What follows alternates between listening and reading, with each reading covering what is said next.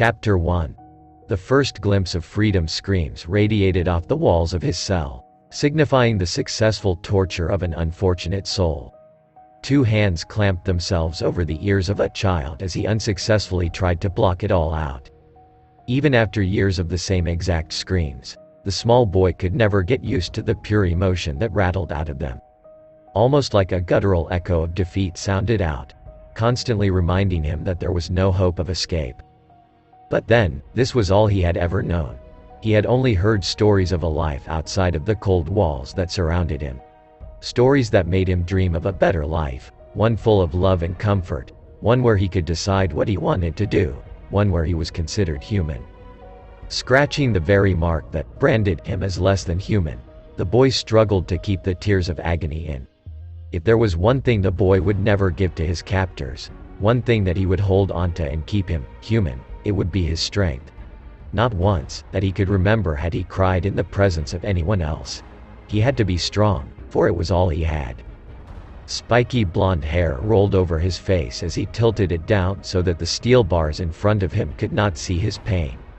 Lonely was the boy as he kept to his cell, for this was his cell and no one else's. He did not know whether or not every slave had their own cell, nor did he really care. All it meant to him was that it made it easier for him to hide his ever-growing pain. For the few times he was let out of his cell to do labor, he would always cover his face with a fake smile as his deep blue eyes guarded his damaged soul from anyone who bothered to check. His human-made whisker marks would be seen as the slavers would laugh while the slaves looked at him with worry. Never did the boy see pity in the eyes of the other slaves though, and for that he was thankful. They were all in this hell together, he didn't need their pity. A soft wind blew down the corridor as it whistled and waned against the wall that surrounded him. It seemed it was one of those rare times that the guards had decided that they should actually feed him. The creak of his cell doors caused the blonde to raise his face with that ever-fake smile adorned. This did not deter the slaver at all, as he had seen this smile many times before. "You know, someday I'm gonna wipe that smile away, and I'll tell you now, I'm going to enjoy every second of it," the slaver stated as he threw a molded-up piece of bread at the boy before shoveling a gallon of murky water down the blonde's throat, causing the boy to choke and sputter. A sadistic grin formed on the man's cruel face as he laughed at the tortured boy before finally allowing the boy to hack up most of the water he had been given. "I'll see you in a few hours for work," the slaver stated before he left with another cruel laugh emitting from his lips. As the boy got himself back together, he wondered what sort of labor he would be made to do today. It was unlikely that he would be working directly for a world noble, as they tended to be more involved with the female gender of slaves than the male. It disgusted the boy, who, like most of the male slaves, were left in the caring hands of the slavers who worked under the world nobles, like dogs waiting for their treats. Still, they had just finished making a 50 feet tall statue that was over 100 tons for the illustrious Saint Gilmac. The boy could not believe that the world nobles had the audacity to call themselves saints, but knew not to speak up of it as it would surely result in a punishment of some kind. There was no need to give them an excuse for torture after all. Even so, the boy quickly escaped from his wondering by allowing his fantasies to take over. What? He may be strong, but he's 7, goddammit, or something around 7 at least. The boy never had known his age, or name for that matter. Only ever being called boy, slave, scum, or his favorite, lowly commoner. Still, it was better than some others he knew and he was content. He didn't need a name to be strong. He often daydreamed like this in order to escape from it all, as he imagined a life full of adventure, saving damsels in distress and most of all, having a family. For that was his one true wish. It did not matter if they were in the slums, or even if they did not like him that much. All he wanted was that familiar bond that he had seen between some of the slaves. That will to protect your kin until your dying breath. That was his one true wish. The banging of doors awoke the boy from his daydreaming as he began to stand in preparation to be escorted to his labor for the afternoon. However, it was with a shocked expression that the boy looked upon not a guard or slaver, but the biggest fishman he had ever seen. Being a slave himself, the boy had seen many fishmen in his life, but by far this was the biggest one he had ever seen. Standing at a height of 10 feet 3 inches, the fishman had round eyes, salmon pink-colored skin, a flat nose, wide lips with slight peach fuzz, a thick dark beard and sideburns. A spiky dorsal fin shot out of the back of his head, sprouting from under his long, curly hair. He had a broad and muscular physique, with his long legs being quite thin in comparison. A branded sun stood out on the middle of the fishman's chest. As if that wasn't scary enough, the guy seemed to be carrying a pistol in one hand and a huge sword in the other. Was that a bazooka on his back? The boy now feared for his life as he crept back into the corner of his cell and tried to stay hidden in the shadows. It was not to be, as the boy heard his cell door opening as the hulking figure made its way inside. Seeing the boy in the state that he was, the fishman quickly put down his large sword and leant down to his level before whispering, "Greetings, little one. I'm here to set you free. If you could only tell me the layout of this land." The boy then looked up suddenly as he heard the word free. A fleeting glimpse of hope gathered in the boy as he told himself that he had never seen a fishman who was in charge of the slaves and therefore he could trust this man. Allowing hope to enter his heart, the boy quickly nodded his head before replying in a dry, hoarse voice that spoke of his pain. "The fishmen are kept that way," while pointing left, "and the mermaids," points forward, "are kept over there. The human men are kept over there," points right, "and the human women," points in front of him once more, "are kept with the mermaids." The fishman nodded his head in thanks before asking for the boy's name. When he was told that the boy didn't have one, he snarled before offering his own. The fishman went by the name of Fisher Tiger, and apparently he was here to save all of the slaves, even the humans. Telling the boy to head east towards the easiest escape route, the fishman quickly regathered him after noting that the boy did not know what east was and so resorted to pointing behind the boy in the direction away from everything else. He told him that there were multiple ships waiting to set sail and that he should climb aboard and wait for more people before he set sail. He then left the cell while setting the small amount of other prisoner in this block. The boy had always been honorable, however, when someone, a slave, had helped him in the past, he would make sure to do anything in his power to help them back. It wouldn't be any different with this fishman as the boy silently followed him while all the other slaves quietly ran in the direction of the boats that would lead them to freedom. Making sure his footsteps could not be heard, the boy followed the gigantic fishman as he stealthily made his way about freeing the slaves of this cell block. Roughly 100 other slaves existed in this block and they were all male children of ages anywhere between 3 and 10. All of the boys were soon gone and heading toward the east exit and the boats where they would wait for the older slaves to come along and help them escape. Next, the fishman made his way to the right in order to free the human males first. As much as he wished to free his people first, he knew that they could swim to safety while the humans could not.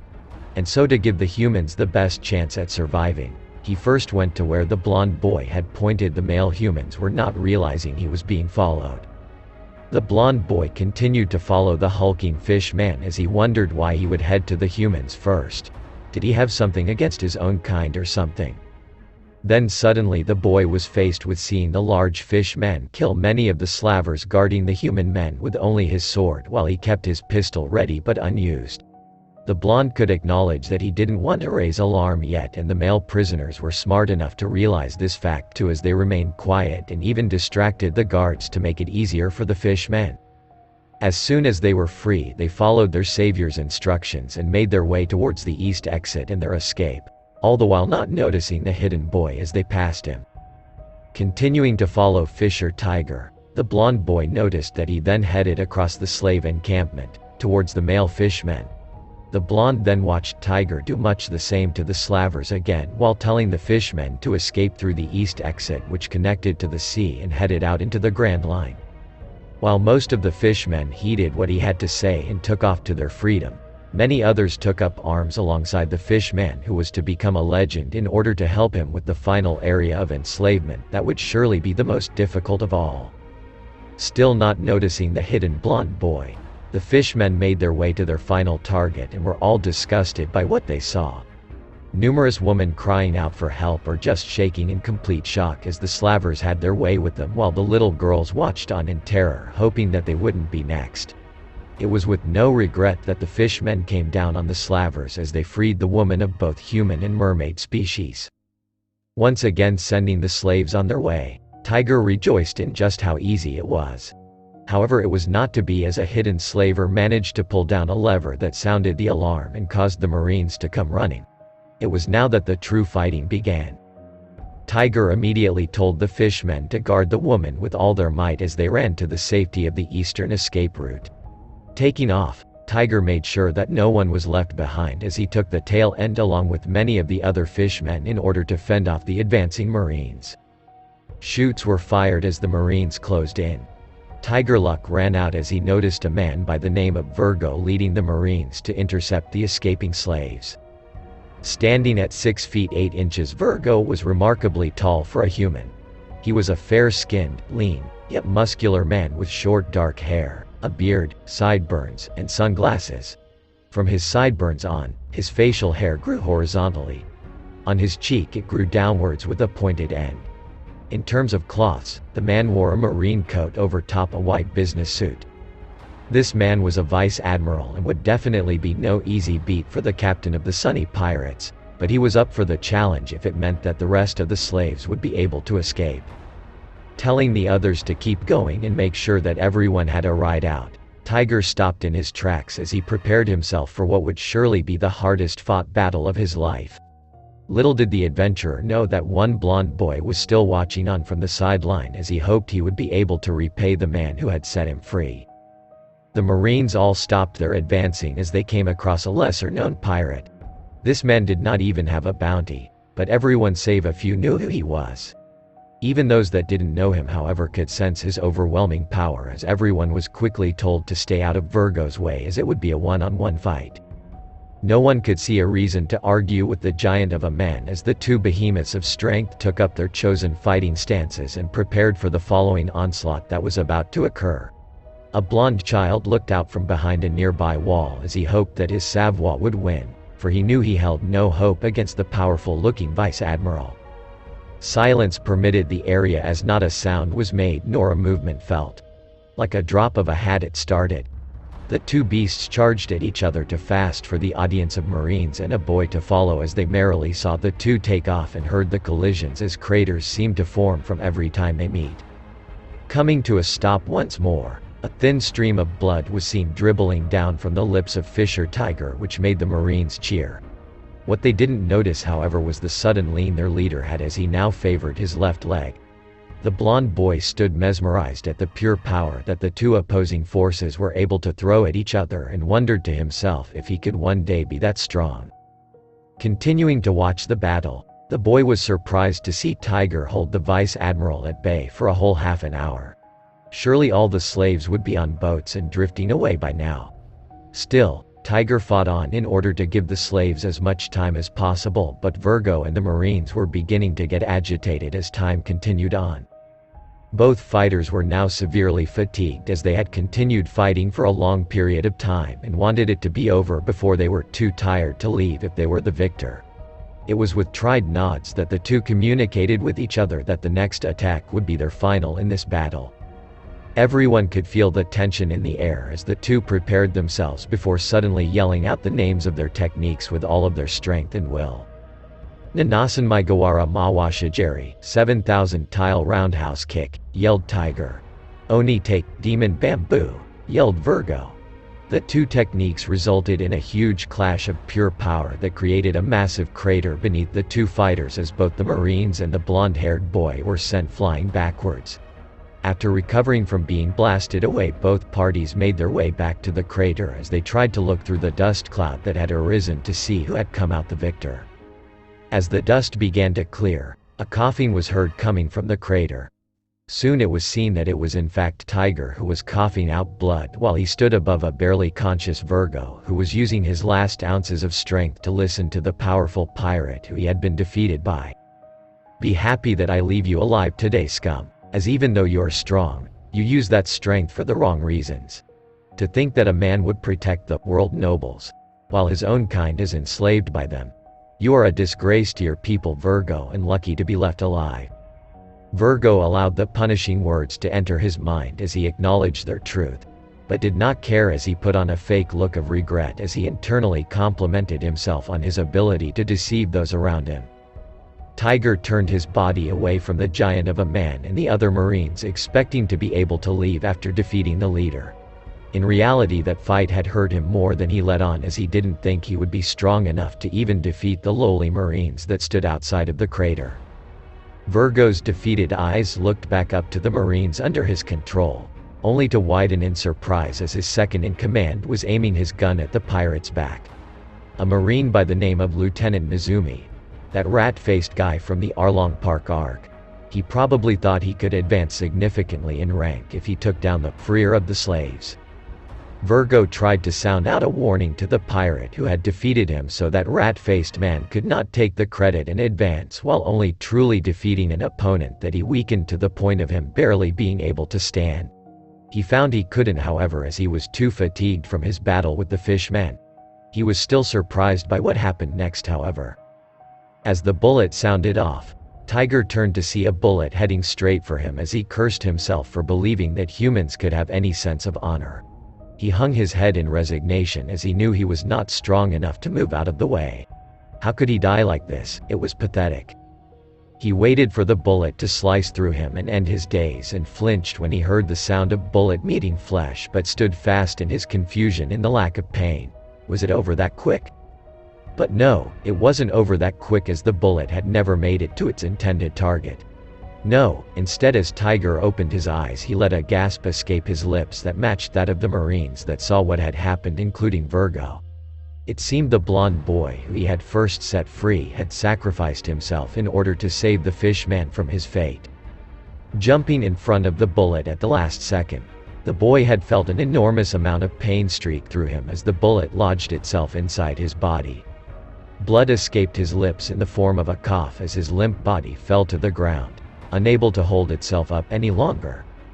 As Tiger looked down at the puny human child that had saved his life, he couldn't for the life of him figure out why, and so he asked the child that very question. Why? Why did you save me? The boy just grinned in the face of death as another splotch of blood escaped his mouth before he responded in a remarkably strong voice given the situation.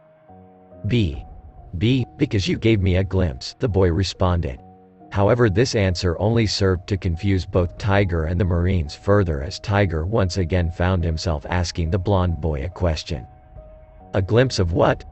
This question, however, only made the grin on the boy's face grow wider as he answered loud enough for the very heaven to hear.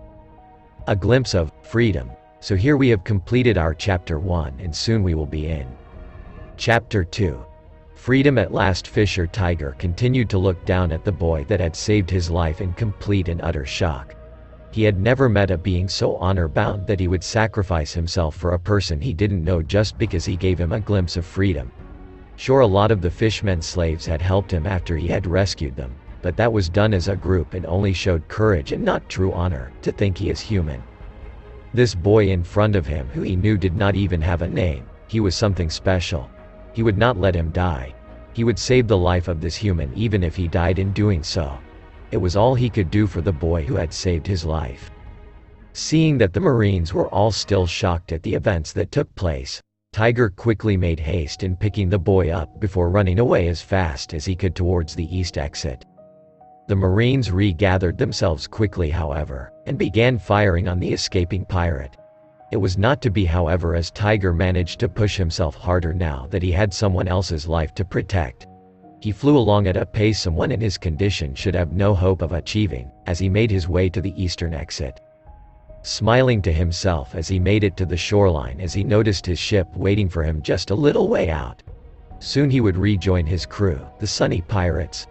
Turning over onto his back, Tiger clutched the dying boy to his chest as he propelled himself towards his ship at a pace no human could ever hope to achieve.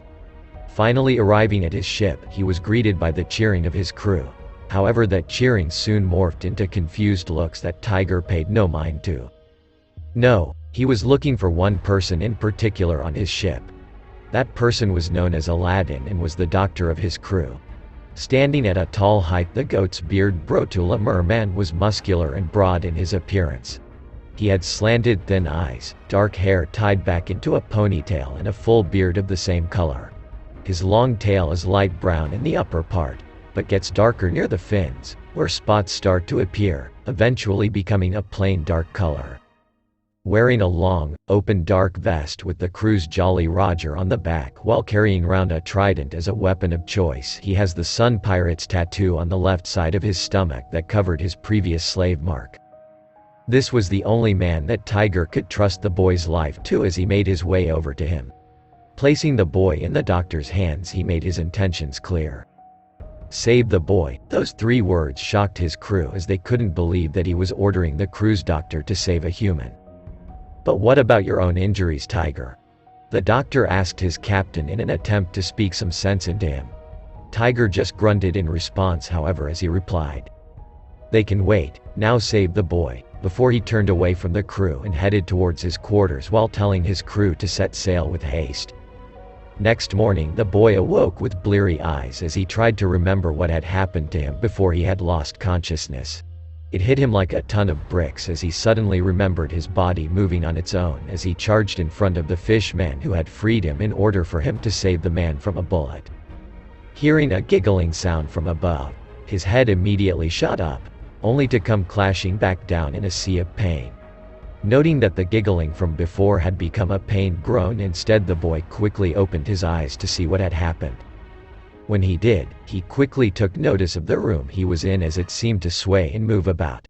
It was easily the best-looking room the boy had ever seen as it expanded out over twice the width his cell had done. Instead of steel bars and stone walls, the blonde was able to identify the material of use to be wood. What surprised the boy the most, however, was how his ass felt. So soft was the surface he was laying on that he did not know a way to describe it. It was almost like he was lying on top of one of the fatter slaves, and for some reason that slave's stomach had become significantly flatter. Not knowing what to do, the boy just decided to lie back down and snuggle up to the soft thing underneath him. This was until he heard the giggling start up again, along with a much deeper laugh that accompanied it. Allowing an annoyed snarl to cover his face, the boy looked up to see one of the strangest sights he had seen to date. Sitting on a chair was the very same fishman that he had saved, Fisher Tiger, and in front of him was a girl that he had never seen before. They were both laughing at him together. A fishman and human laughing together was something he had never before seen. After a while, however, it began to piss the boy off as his face scrunched up into one of frustration as he took their laughing as mocking him and quickly set out to change that. Shut up. This only worked to make the pair laugh harder, though, as his face was slowly becoming an increasing shade of red. Before the situation could escalate any more, however, the door was opened as Aladdin entered the room to check up on his patient. The laughing abruptly stopped as the faces of the 2 jokers quickly entered a mock seriousness as they each failed in their attempt to keep themselves from laughing. Chuckling at his captain's behavior, the doctor of the Sunny Pirates made his way over to the irate boy, who he could see was struggling to remain calm. "Hello, boy. I am a doctor and the one who healed you from your injury. I am just going to do a quick checkup on how you are doing. After all, you have been out cold for the last couple of days." He got a confused look in return before the boy asked him a question that surprised the doctor. "What's a doctor?" Aladdin looked over at Tiger briefly but quickly turned back to the boy once he received a nod and answered the boy, although a little uneasily. "A doctor is someone who cares for the injured." The boy nodded in understanding before he sat up properly and asked a question that made the doctor even more uncomfortable. "And what is this thing I'm sitting on?" A worried look spread across the doctor's face as he told the boy that it was called a bed before he asked the kid for his name, age, and where he was from. Surely he would at least know that. "Don't know," replied the boy as the doctor became exasperated a bit at the response from the boy. "Do you have a wish of any kind?" Tiger spoke up for the first time. The boy just allowed a huge grin to cross his face as he stated that he wished to be free, while also adding in that he wanted to be as strong as Tiger. The doctor and Tiger laughed and told the boy that he was already free. It took a few seconds for that to fully process in the child's mind as he tried to comprehend what it truly meant. He was free, he had accomplished his one true desire in life. And now he didn't fully know what to do about it. Should he yell and scream in joy, or should he smile a genuine smile for a change? He decided to go for the later but noticed that it was still a forced smile. This was something that the rest of the occupants of the room noticed as well, except for the girl who was patiently listening to what was going on. Tiger and Aladdin both looked at each other confused before simultaneously asking the boy what was wrong, much to both of their annoyance. The boy looked at the two fishmen in surprise for a moment before he scrunched up his face and said, "I'm trying to smile for real, but it's not working." Immediately the two fishmen were on guard as they took that in, but before they could think of anything to say in response, the girl giggled loudly and shouted, "That's because you can't force yourself to smile, silly." Now it was the boy's turn to be on guard as he replied with an uneasy voice, "Of course you can, I do it all the time." Seeing where this was going, the two fishmen quickly made to break the argument before it started as the doctor took the girl out of the room as Tiger remained to talk to the boy. Moments of silence passed by before Tiger asked, "Do you want a name?" The boy thought about this for a while before he decided it would probably be easier to identify himself by a specific name, and so nodded his head once to the fishman, who made his best thinker impression while trying to think of a name for the boy. After a while of thinking, Tiger eventually began just rattling off names to the boy. Yama, Tom, Hack, Baka, Pissarro. However, every name that Tiger suggested received a shake of the head. "You are as stubborn as a maelstrom." "Haha, that's it, Naruto. We'll call you Naruto." The boy seemed to seriously think about the name and how it sounded for a while before he nodded his head in acceptance, with a small smile managing to find its way onto his lips while Tiger grinned. Tiger then stood up and told the newly named Naruto that he should introduce him to the rest of the crew. So the boy followed him out of the room and toward the main deck of the ship, where everyone appeared to be waiting. Once Tiger was sure he had everyone's attention, he introduced Naruto to them all as the human boy who had saved his life. While most of the fishmen remained skeptical of such an announcement, after a firm grunt from Tiger, the fishmen all slowly walked over to introduce themselves to appease their captain. Leading the pack was a fishman by the name of Jinbei, who was followed by the likes of Arlong, Hatchin, Chu, Kurubi, along with many other fishmen who were a part of Tiger's crew. After that was all done with, Naruto was told to go sit over by the girl who introduced herself as Koala and mentioned about how she was given to the Sunny Pirates in order for her to get home. Tiger quickly got everyone's attention again as he went on to explain what would be happening next. "First thing we are going to do is drop Koala off at her home village of Fool's Hat Island. It will take a full 3 months to reach it with the dial we were given, but I made a promise and I shall not break it." This one statement caused a smile to appear on Koala's face, while the majority of the Sunny Pirates groaned in annoyance at what they all thought was a waste of their time. Arlong was at the center of this brewing annoyance and distaste as he made his opinion known to all that would listen. "Why are we wasting our time with these Pumans when we could be destroying those pathetic Marines and taking their place?" His question was quickly answered by Tiger, however. "Because I made a promise, and if I was to go back on that promise, then I would be just as bad as those Pumans you hate so much." Arlong, however, just grunted in response before jumping into the water in disgust. Tiger just sighed to himself before walking over to the two humans that would be in their company for at least 3 months. "So do you two have any hobbies at all?" Tiger asked, and when he received nods from the two former slaves, he sighed in relief until Koala told him that hers was cleaning, while Naruto told him that his was building. He promptly sweat dropped along with Aladdin, who had been listening in. "Since you two will be staying with us for a while, is there anything you would like to learn?" He received 2 nods, which he smiled at before listening in to what they had to say. Koala told him that she wished to learn how to defend herself, general knowledge, and to navigate. Naruto told him the same, except that instead of learning how to navigate, he wished to know how to build things, which Tiger took as him wanting to learn the art of a shipwright. Very well. Over the next 3 months I shall teach you both the basics of fishman karate, while Aladdin teaches you basic knowledge.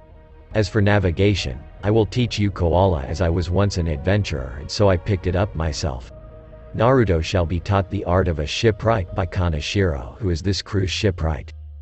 Kanashiro was a goldfish fishman, with light pink skin, and 2 big blue fins on the side of his head.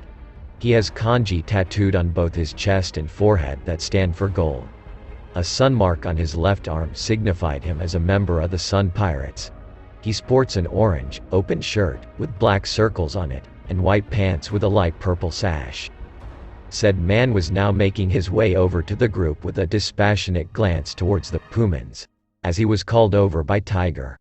Stopping at the edge of the group, Kaneshiro was informed of his task of teaching the male boy the basics of his craft. Annoyed at the extra work, Kaneshiro grunted before he told the boy to meet with him every day straight after lunch for a couple hours of teaching. Once Kaneshiro had walked off, Tiger gave his best attempt at a reassuring smile towards Naruto after receiving the reluctant tone from one of his crew members. Still, his crew would come around, he was sure. And so the training began the next day, as Naruto and Koala would wake up early and do general chores around the boat at dawn before grabbing only what they needed for breakfast out of habit.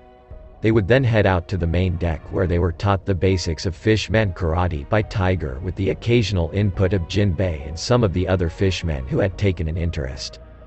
Fishman karate is a martial art that the children were told was practiced by skilled members of the fishmen race but should be able to be learned by humans as well.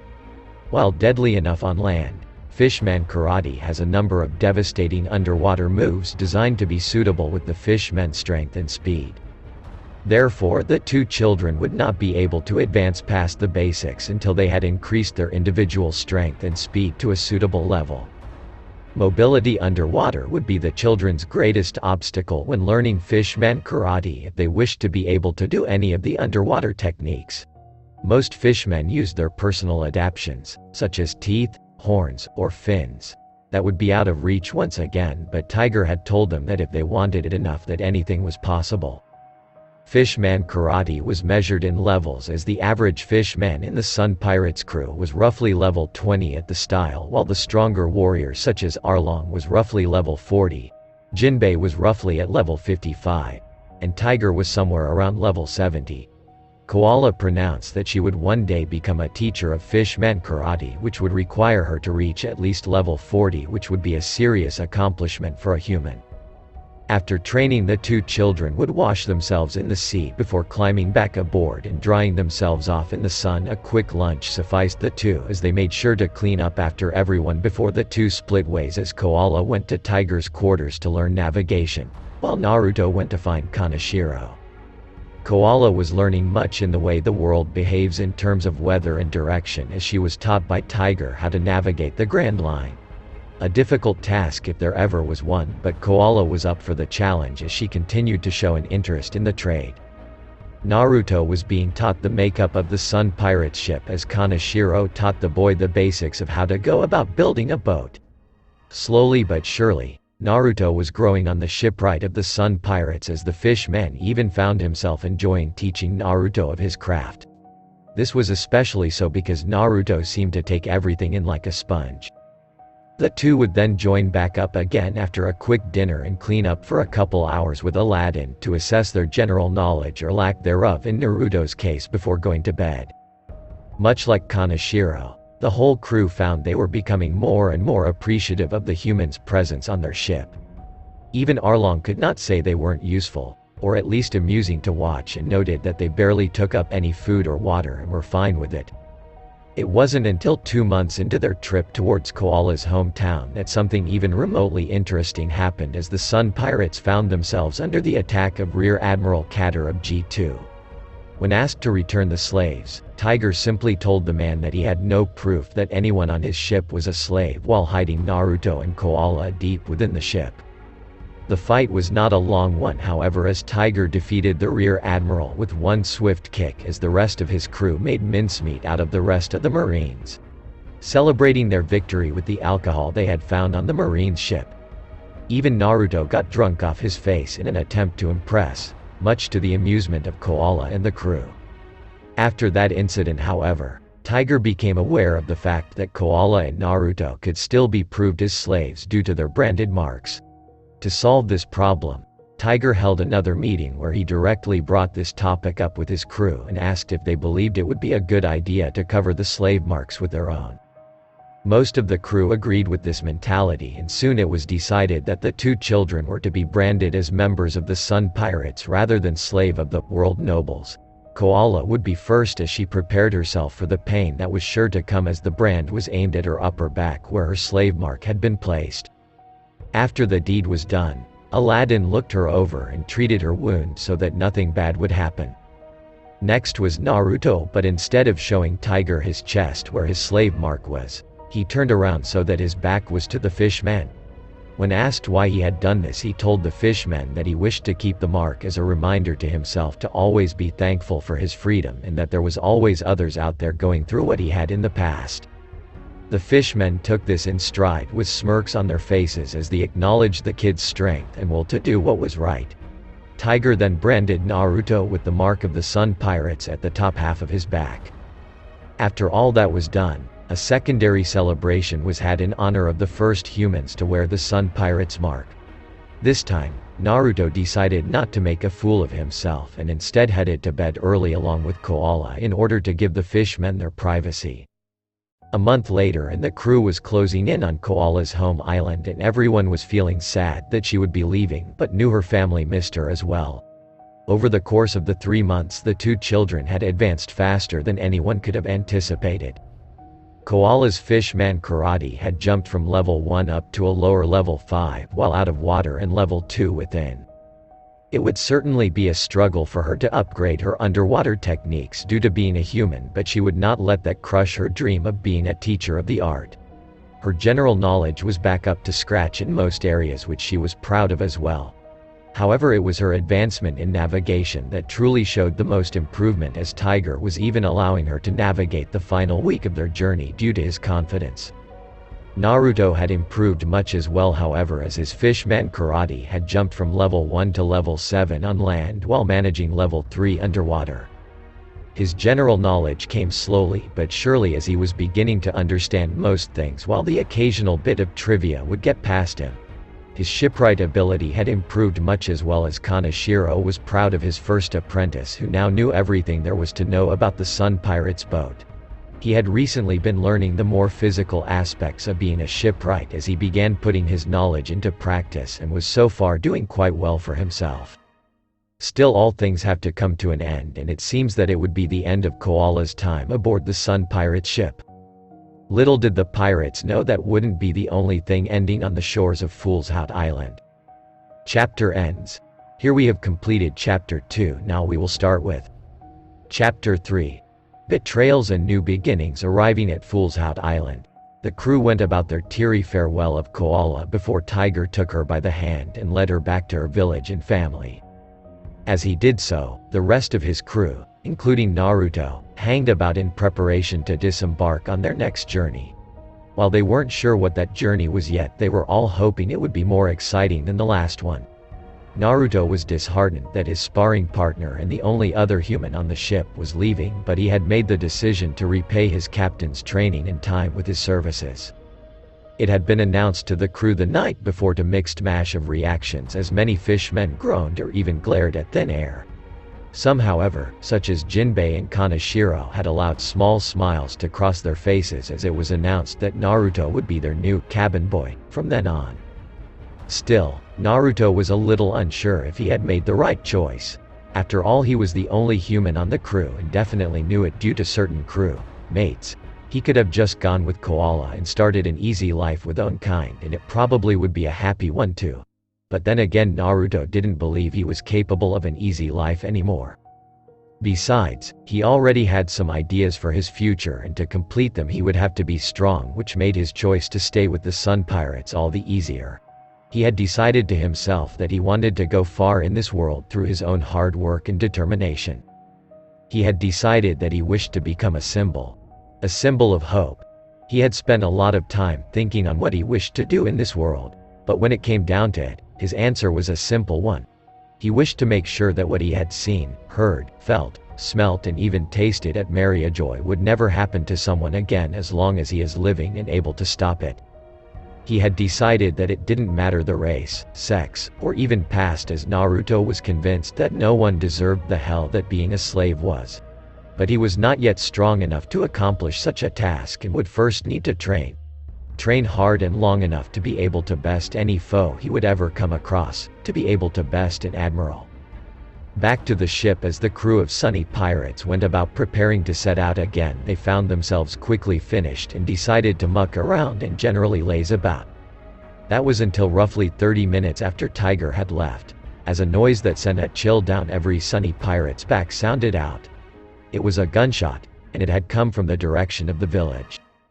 Trepidation ran through the Sunny pirates as they suddenly worried for their captain's life. However, they soon had their own issues to deal with as a cannonball was seen coming towards them. Before anyone had time to get over their shock of being under attack, the cannonball had already smashed a hole through the hull of the ship. Regretfully, the Sunny pirates found themselves having to abandon ship and all jumped into the water. Even Naruto found himself jumping into the water so that he would not be such an easy target. Hiding in the shallows, Naruto witnessed many of his crewmates being shot down in the chaos before Jinbei was able to gain control and organize a more strategized plan of attack. Using their superior strength and speed in the water, the Sunny pirates' heavy hitters broke the moment of silence that had followed Jinbei taking control as they burst out of the water. Moving quickly, they ran straight for their enemy as they successfully distracted the Marines from the fishmen who were tasked with quietly flanking the enemy. The heavy hitters were able to hold their own as their tougher skin and bodies were able to repel most of the bullets, with only heavy bruising forming as a result. Still, even they could not go on forever with hundreds of bullets raining down on them, and it was with a sigh of thankfulness that the flankers had finally sprung their trap by closing in on the unsuspecting Marines. Leading the flankers was none other than Arlong, who allowed a viscous grin to shoot across his face as he beheaded one of the Marines with a saw-like sword. The battle was over in a matter of minutes as the number of Marines dwindled down from 30 to 0. Quickly taking charge once more, Arlong ordered the Sunny pirates to search the coastline so that they could take the Marines' ship. Meanwhile, Jinbei and Naruto found themselves running towards the village and hopefully their still alive captain. It was 10 minutes later that the two finally came across a barely standing Tiger who was surrounded by body after body of Marines. What amazed the two further was that there was still another 20 or so Marines surrounding the captain. Jinbei instantly recognized the leading officer as Rear Admiral Strawberry, who was standing behind his troops as they surrounded Tiger. Strawberry was a tall, straight-shaped person with a long beard. At that moment his eyes were only half open, which angered both Jinbei and Naruto greatly. He wore a long bearskin version of the standard Marine uniform cap due to his head being abnormally long. Like many high-ranking Marines, he had a standard Marine's coat draped over his shoulder like a cape. Under it, and over a shirt left unbuttoned at the neck, he wore a green jacket and matching pants. Naruto then shouted out to his day-old captain, but it proved to be a rookie's mistake as when Tiger turned to see who had called his name, he was shot in the back again. Time seemed to instantly slow down for Naruto as he saw his savior fall to the ground. Tears rolled down his cheeks as he instantly blamed himself for Tiger's death. Looking up from the dirt once more, Naruto was surprised to find everything still moving in slow motion. Focusing on what was around him, he noticed Jinbei run towards the Marines with a murderous look streaking across his face. Quickly growing embarrassed at his own self-pity session, he stood up once more as time returned to normal pace for the blonde. Noticing that Jinbei seemed to be distracting the Marines, Naruto quietly but quickly made his way over to the downed form of Tiger. Sighing in relief that the fishman was still breathing, a renewed hope rushed through his very being.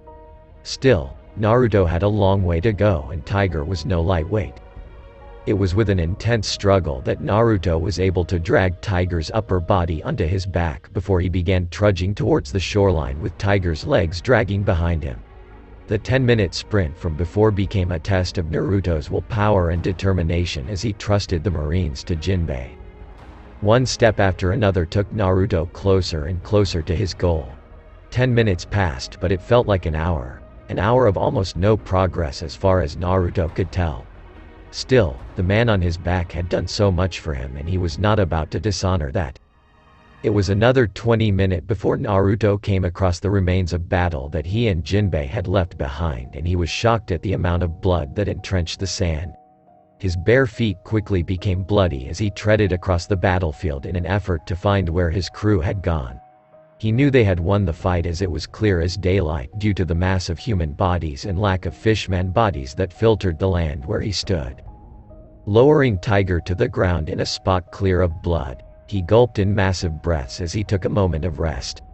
Looking across at Tiger, Naruto could see that the man was struggling to stay alive as his breathing was erratic and he was shaking. It was not long before Naruto decided that he had had enough rest and began heaving Tiger back onto his back to travel across the shoreline where he could see the direction his crewmates had gone. Just before he got Tiger on his back, however, he heard the padding of footsteps coming from behind him and so quickly placed the fishman back on the ground once more. Looking over to where the sound had come from, Naruto was a little scared to find 3 fully grown Marines staring down at him. He may have been training for the last 3 months, but that was nothing compared to how long the men in front of him had been training for. That, coupled with the natural strength difference that came from being fully matured versus a child who hadn't even begun to mature. Still, he had a captain to keep safe and he would sooner die than dishonor that fact. Setting himself up in a defensive stance that Tiger had taught him, he tried to stay light on his feet but was still a little tired from dragging his captain for so long. This caused the holes in his stance to increase further, but his determination and will to win did not falter. The Marines were a little surprised when they noticed that the boy was going to defend the dying fishman. The 3 of them were the only ones to escape Jinbei's wrath before Strawberry could step into battle and take on the whale shark man with orders that they retrieve Tiger's body and take it to the ship. When they had looked over and seen that Tiger's body was no longer where it had been, they were shocked. Then, seeing the tracks and remembering the boy who had so helpfully distracted their target, they couldn't believe what must have happened. Now standing in front of the boy once more, they still couldn't quite believe what they were seeing. A human boy that was prepared to save a fishman at the risk of his own life was a sight none of them had or ever thought they were going to see. Then their sight turned to his bare chest and recognized the symbol that made the boy in front of them less than human. A feeling of guilt and understanding quickly ran over the 3 Marines as they acknowledged the honor that the kid in front of them must possess. Still, they had a job they had to do, and as sad as it sounded, they weren't going to hand in their resignations for a random kid. Naruto felt the hairs raise on the back of his neck as his nervousness skyrocketed out of proportion. He wasn't ready for something like this. Facing off against 3 Marines on the first real day as a cabin boy was definitely not in the job description. He may have said that he would sooner die than hand over Tiger, but damn it, that didn't mean he had a death wish. Naruto knew that his only hope of victory was if the Marines in front of him severely underestimated him. He was down on his luck, however, as due to the state of their previous brethren lying all around them, they wished to end the fight as quickly as possible and get out of there. He couldn't really blame them as it was exactly what he would be doing in their shoes. But it still pissed him off as his chances of survival, alive with freedom intact, were decreasing by the second.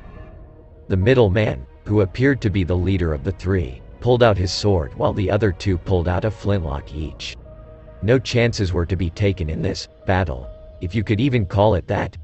As they all closed in on the blonde, he noticed that his body was twitching unconsciously as he had to mentally tell his body not to lash out just yet. As far as he was concerned, there were 2 options that had little to no chance of succeeding.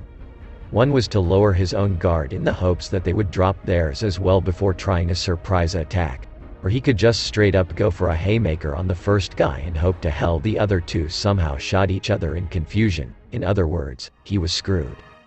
However, as if God himself was smiling down on the boy, he found the answer to his problem in the form of a now decapitated Marine. It seemed that Arlong had returned. No sooner had the first fell than the others followed as their bodies fell to the ground as if God were playing human dominoes. Naruto was no stranger to death, what with being a slave for his whole life and all, but that didn't mean that he enjoyed the sight of 3 recently decapitated humans. He certainly didn't like the smell either, though it was the blood that was flicked onto his chest that freaked him out the most. When he looked up at Arlong, however, he realized that his own body looked like a saint's. Scratch that, a holy, no, noble, you get the point. He looked very good compared to the monster that stood before him. Covered from head to toe in the blood of his enemies, Arlong stood straight and proud of what he had done like it was some kind of achievement. Looking down at the frightened boy in front of him, Arlong smiled a toothy grin. A very sharp toothy grin which only served to frighten the boy further. The monster of a fish man moved his vision to the figure lying behind the boy, though, and he quickly lost that grin, pushing the boy aside with enough force to send him careening head first into the sand a few meters away. What happened to him? The saw shark man yelled in a demanding voice that showed his desperation.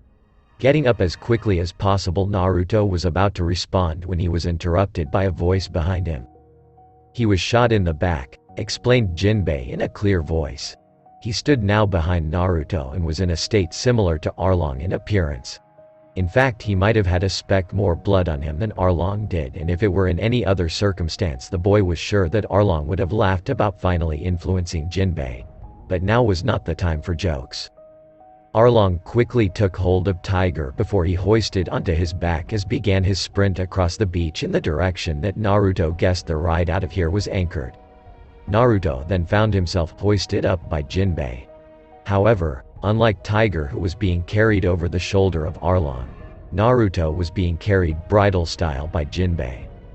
Oh, the shame. But Naruto would grit his teeth and endure the torment if it meant that Tiger could be saved. It wasn't long until the group of four had made it to their destination. And what a destination it was. A marine ship that was easily 2 times as big as the Sunny Pirates' previous one. As soon as they arrived, they were surrounded by the crew. A crew that was soon dispersed by Aladdin as he quickly took Tiger from Arlong and raced him to the medical bay. The whole crew soon followed, but were all forced to stay outside the room so that the crew's doctor could work his magic. Jinbei soon ordered some of the lower-ranking fishmen to hoist the anchor and set the sails, as they did not want to be around if any reinforcements showed up. It was hours later that the crew were allowed into the medical bay to see their captain, and they were all shocked by what they saw. It looked as if Tiger were on his deathbed, as his breath was still erratic and his whole body was still shaking slightly. The only difference from before was that Tiger was now awake. Gathering round their captain, the Sunny Pirates all listened in to what he had to say, and to say they were all surprised would be an understatement. It turned out that Tiger really was on his deathbed, as he refused to have any blood transfusion where the blood was tainted with humanity's hatred for fishmen. His whole crew yelled and screamed for him to get the transfusion anyway, but their captain was stubborn with his choice and would not budge to even Naruto, who was evidence to humanity's hope. That very thought made Tiger smile as he looked down at the boy who had been in his life for 3 months now and had yet somehow already found a place in the captain's heart. Tiger then went on to explain to his crew of his origins and how he had been a slave before forming his crew, and the Sunny Pirate symbol was created to cover his original mark. He then went on to explain how he could not seem to find a way to forgive humanity, as only a few humans seemed to have an element of care to them, with Koala and Naruto not being enough.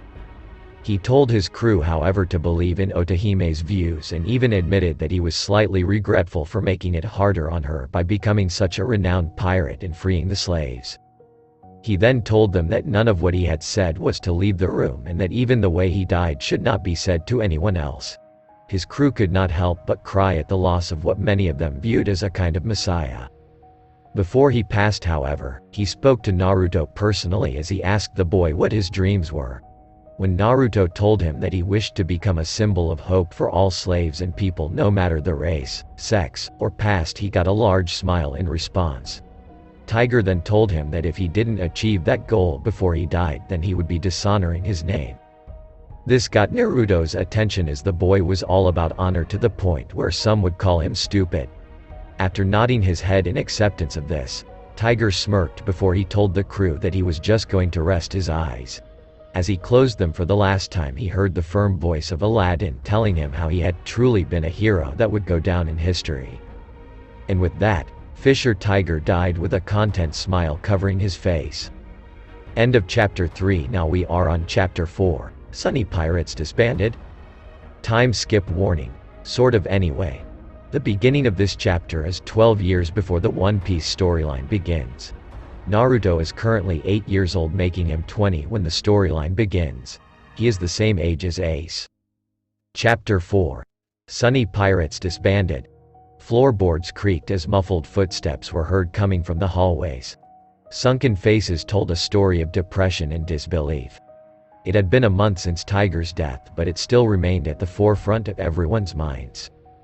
Arlong hadn't been seen for weeks, and it didn't come as too much a shock to the crew when they finally got notice that the fishman was now serving time in Impel Down.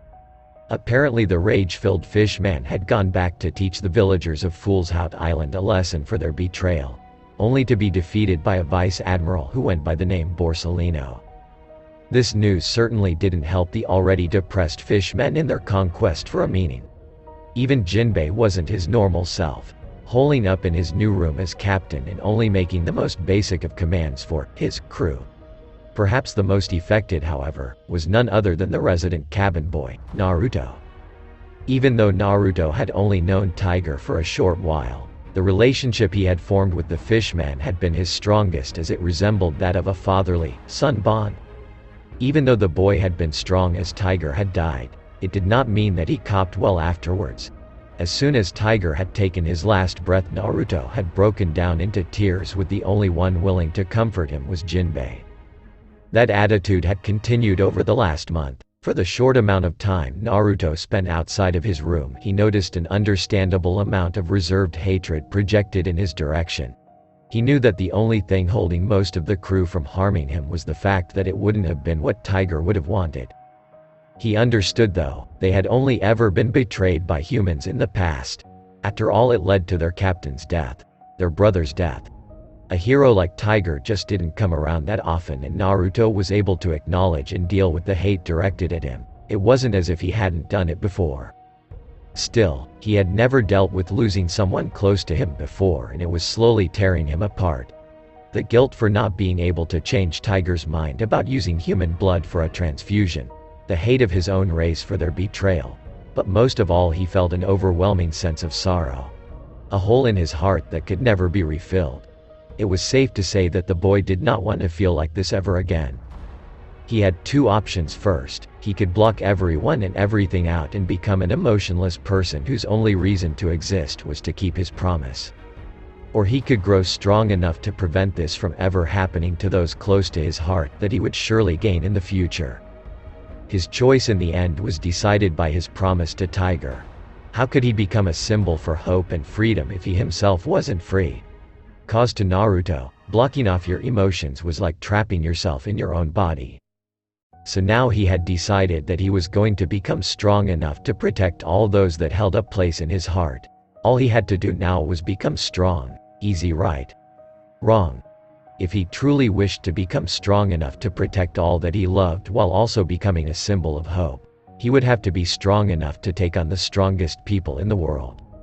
With all that in mind, Naruto made his way towards the captain's quarters in order to talk to Jinbei about the continuation of his training. It was bad enough that he had already wasted a month away already. He certainly wasn't going to allow himself to waste away any more time. As he walked down the hallway, he could feel the hatred that seeped out of the fishmen that he had passed. He wondered where Kaneshiro was, as he hadn't seen the man in a month. Coming up to the door, he gave 3 firm knocks on the door before standing back as he heard a rustling coming from behind the door. After a minute of waiting, Naruto found himself becoming agitated as he waited for Jinbei to get off his lazy ass and open the door.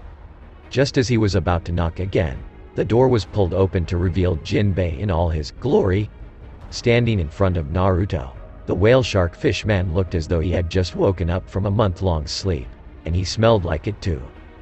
Pinching his nose shut, Naruto made his way into the room against his better judgment. Taking a seat in one of the chairs positioned in front of the desk that was off to the side, he waited for Jinbei to sit down in the captain's chair, only to see him sit in the chair next to his. Sighing as he understood what was going on, immediately Naruto turned to face the hulking figure as he started the conversation. "You're in the wrong seat." Blunt as it was, it got his point across to the captain of the Sunny Pirates. A worn-out sigh escaped the fishman's lips as he tiredly made his way around the desk in order to take a seat in the captain's chair. Even then, it took a stern glare from the cabin boy for the captain to actually sit down. "What do you want to talk about?" asked Jinbei in an effort to get the meeting over with as quickly as possible so he could get back to moping over the loss of his brother. Man, he was depressing. Naruto in turn looked straight into the eyes of his captain as he asked the question that he had come here to ask. When does my training start up again? Now that got Jinbei choking on air. Whatever Naruto had wanted to talk about, Jinbei would have never have guessed it'd be this.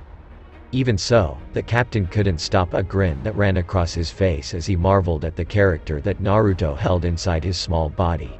Well, small to a whale shark anyway. As soon as this meeting ends, Jinbei responded as he allowed his grin to grow into a full-blown smirk as he thought this would be the perfect way to get the crew back to the way they used to be. Naruto in turn allowed his own grin as he was happy that his own training would begin so shortly. Then what are we waiting for? Naruto asked his captain before he got up from his chair and headed to the door while Jinbei began to follow after the boy. Everyone's eyes were drawn to the pair as they made their way to the front deck where they would continue Naruto's training from where he left off. It was with slow realization that all the fishmen recognized what was going on, and when they finally did, they found their looks of scorn turn into grins of their own. Shifted was the overall tone of the ship as many of the crewmen jumped into the water while some set about training themselves around the pair that started it. Laughter and smiles soon replaced the gloom that had taken hold of the crew as they slowly became themselves once again. And just like that, everything slowly went back to normal. Well, as normal as it could be without Tiger and Arlong there, though several people would argue that the loss of Arlong wasn't a bad thing. Still, smiles and laughter had returned to the Sunny Pirates as Jinbei finally took his new role seriously as he now captained the ship with a practiced ease that he had gained as first mate. Naruto had finally caught up with Kaneshiro again, who admitted that he had been avoiding the boy as he dealt with his own demons after the death of Tiger. After that, he soon went back to apprenticing under the man to learn more about becoming a shipwright as a skill that would benefit him in the future. Alongside getting back into his fishman karate and shipwright trainings, Naruto also started up his general knowledge again with Aladdin while also asking the man for basic first aid knowledge. Aladdin was all too happy to teach the boy some of what he knew about the fine art of healing, and soon Naruto was on his way to becoming a well-rounded individual. Little did he know of the many trials he would face when growing up. XX time skipped 2 years. XX just over 2 years had passed since Tiger's death, and a lot of things had taken place since that fateful day. Naruto was now 10 years of age and had improved by leaps and bounds when it came to his abilities. Progressing to level 16 in Fishman Karate when out of water, Naruto was now considered to be strong enough outside of water that he would have been a weaker one of the crew. Inside of water, Naruto was only at level 9, which disappointed him greatly, but he was happy with his progress as a swimmer. Whenever he had spare time, Naruto had spent it in the water in an attempt to become a better swimmer than any human had before and learn how to hold his breath for longer. Due to this, the boy had come away with a swimmer's body that was beginning to tone even at his young age due to all the training he did, and stood at a height of 4 feet 6 inches. Just above the average for his age. Still, his physical aspects weren't the only things that had improved, as Naruto was proud of both his general knowledge and improvements in first aid and shipwright ability. A lot had happened outside of Naruto's improvement in the last 2 years, however, and not all for the better either. The first thing that the crew did after Jinbei finally took over was to head back to Fishman Island. They may have stirred a little bit of trouble on the way in the form of freeing some slaves. That was a story for another time, however, as they lent their ship out to the mermaids and fishmen that they had saved since they were on their way to Fishman Island anyway. Naruto had been left in awe at all the different sceneries that he experienced as cabin boy for the Sunny Pirates. That was something else that Naruto noticed. The confused stares that he would receive from all the fishmen and women when they saw him or learned that he was a part of the crew. He didn't mind though, it was just more people to prove himself to. Preparing the boat to dive under the sea and towards Fishman Island was another amazing experience that Naruto had as he met with some old man named Silver's Rayleigh. The old fart had practically radiated power, and when Naruto had asked him if he had completed his dream, he had laughed and told him that he had, but every day was still new. Revitalized by the experience, Naruto told the man of his own dream, to which the old man had laughed, at which made Naruto mad, but he was quietened by a raised hand from the old man. Ha ha ha. To be young again, perhaps you should place a D in your name with a dream like that. Still, I can't say that I would be sorry if you somehow complete such a dream." By the end of Silver's speech, both of them had a wistful smile on their faces. It had truly been a talk that Naruto would remember for a long time. It hadn't taken long after that for the Sunny Pirates to reach Fishman Island, and man, was it a sight to see. Naruto certainly hadn't seen anything more beautiful in his life. "It never get any less special," Aladdin whispered to himself as he looked upon his home, while a fond smile formed on his face. And truly it was as Naruto noticed the pure life that it exuded out. It was truly a sight he would never forget. Naruto got the same confused looks from earlier as he was seen walking with the Sunny Pirates crew as they went through Fishman Island towards the palace. He took it all in stride, however, fully expecting it due to earlier experiences. It was when the people of Fishman Island noticed that Fisher Tiger didn't seem to be among that the Sunny Pirates suddenly became more and more reclusive and quickened their pace. This worried the people a bit, but they were all confident that Tiger was just doing something else at that time. Naruto couldn't believe the size of the palace or the fact that he was going to be allowed to enter as one of the Sunny Pirates. If Naruto had been driven to awe at the outside of the palace, then he was catatonic at seeing the interior and had to be pushed along by Aladdin, who chuckled softly at the awestruck boy. The boy soon moved after some more pushing from the cruise doctor, but at a sedate pace as he tiptoed the whole way, afraid to break anything so delicate looking.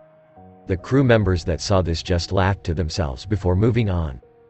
Arriving at the throne room, Naruto almost fell over in amazement again, but this time it wasn't because of the building that he was in. It was the pure size of the king and who he presumed was the princess, since she was a lot younger looking and prior knowledge about the family that he received from Jinbei. Lining up in front of the royal family, the Sunny Pirates all bowed in greeting as the king looked on with a critical eye. Seeing a human boy had certainly surprised him, but the greater question that he needed to ask was about the whereabouts of one Fisher Tiger. "Where is Tiger?" was a simple question that had unspeakable consequences as Jinbei stepped forward to address the king as the new captain. "Tiger is no longer among us." Jinbei paused to allow everyone in the room to take that in before he continued, hoping that this wouldn't be blown out of proportion. "In saving so many slaves, Tiger was taken down in an ambush by an army of Marines while giving us all the time we needed to escape, only allowing half the truth to be known to the public while he would tell his king and queen the full truth in a more private setting." The news rattled the room as a gasp escaped everyone that hadn't previously known about Tiger's death, and Naruto was subjected to just how much Tiger meant to the people of Fishman Island. The princess, young as was, about 4 years old, even began crying, although was quickly subdued by her mother and 3 brothers. The room was silent after that for quite some time, and Naruto soon began to fidget at the growing tension that the silence was emanating. About to something stupid, Naruto was glad when Jinbei spoke up once more. "We lost 12 men including Tiger over our last journey, but we also gained 1 in return," Jinbei stated as he looked over in Naruto's direction with a smile on his face that only grew at the sight of Naruto's bewildered one. Meanwhile, Naruto was cursing Jinbei for planting everyone's attention on him. Seeing no way out of it, Naruto stepped forward and did his own individual bow towards the royal family, after which he stood tall and waited to be addressed, only to blink suddenly when he noticed everyone's much more relaxed visages, as some even began to chuckle quietly. Had he done something wrong?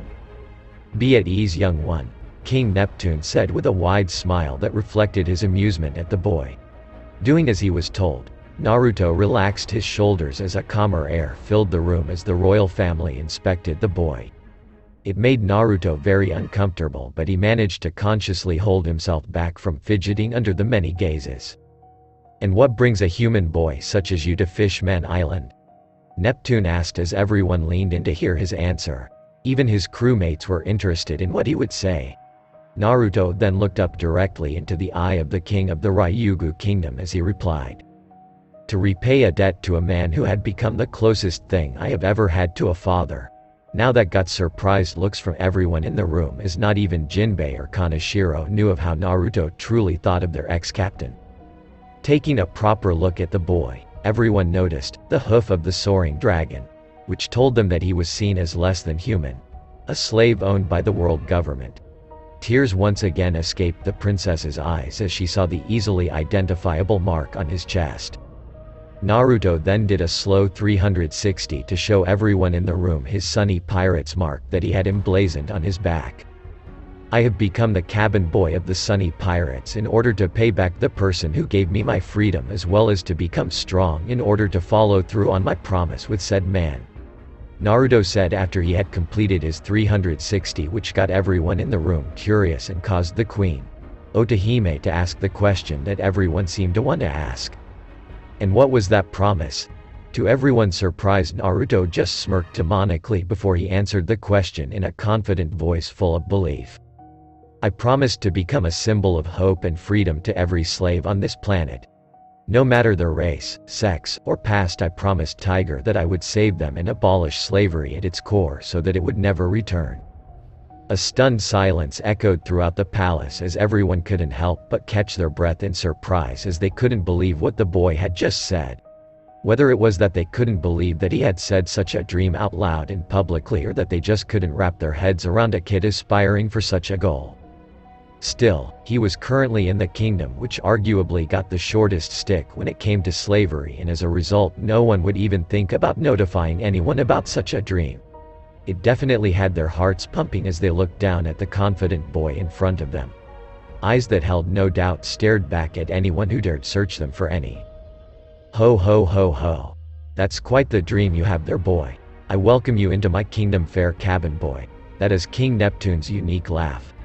Neptune voiced loudly as the meeting soon turned into a feast in celebration for the return of the Sunny Pirates to their home. It was roughly a year after that, though, that the biggest changes had occurred. It all started when Jinbei was messaged a letter from the world government which asked him if he wished to be a Shichibukai, which Jinbei immediately took to the king and queen. After multiple days of discussion with the king and queen, Jinbei made his choice to become a Shichibukai public knowledge. This ultimately led to multiple sides forming within the Sunny Pirates crew, and with the return of Arlong. It seemed that when Jinbei had sent his approval of becoming a Shichibukai, that Arlong had been freed from Impel Down. This led to the Sunny Pirates breaking into 3 different groups as Arlong disagreed with Jinbei's decision even if it freed him from prison.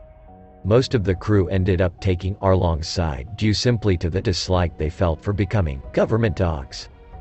Of a crew of 50 fishmen strong, 35 went with Arlong. 3 went off to become the Macro Pirates, while the remaining 12 stayed with Jinbei. However, the breakup did not go without violence as viscous words turned into punches of pure wrath. In the end, Jinbei was victorious as he knocked Arlong clean off his feet. Arlong was then picked up and dragged away by what would become the Arlong Pirates as they soon left Fishman Island to go do whatever they wished. Letting them go would forever be Jinbei's greatest regret. Soon after, the Macro Pirates made their exit on much more peaceful terms, and just like that, the Sunny Pirates had fell to pieces. It only continued to get worse as the remaining crew members got tired of doing nothing due to Jinbei's role as a Shichibukai restricting them. This led to a majority of the crew reverting to soldiers in Neptune's army, and soon even Aladdin and Kaneshiro left the crew. Aladdin to become a doctor for the merfolk, and Kaneshiro joined the shipwrights of Fishman Island once more. Naruto became the final member of Jinbei's crew, but even he was a loose member as he spent much of his time still with Kaneshiro and Aladdin in order to keep practiced and well-rounded. Still, the training that Jinbei was giving him was invaluable. This all led to where Naruto was now at 10 years old. He still had a long way to go, but through all the trials so far his determination hadn't withered once. He was prepared to go the distance to accomplish his dream. Still, many storms were to come, including one that would shake the very foundation of Fishman Island and force Naruto to leave the island that had become his home. End of chapter 4 as well. Now we are on the chapter 5. The beginning of something new. Remember that Naruto was only 10 after the time skip. He isn't going to be a powerhouse yet. Every meeting has meaning or some kind of future relevance, keep that in mind. Chapter 5. The sting of betrayal. The following months passed like a blur for Naruto as he found himself constantly moving in between Jinbei, Kaneshiro, and Aladdin for their respective trainings. Life became a routine for the blonde as he slowly went about making himself stronger. That was until about 2 months after the breakup of the Sunny Pirates. Naruto had been making his way towards the shipyard for the afternoon to learn more about being a shipwright when he heard a scream in the distance. Looking around, he noticed that no one seemed to have heard it and kept going on about their day. Striking it up to his own imagination, the blonde started to make his way to the shipyard once more. It was not to be, however, as Naruto heard the scream for help again, although this time it seemed to come from the recesses of his mind.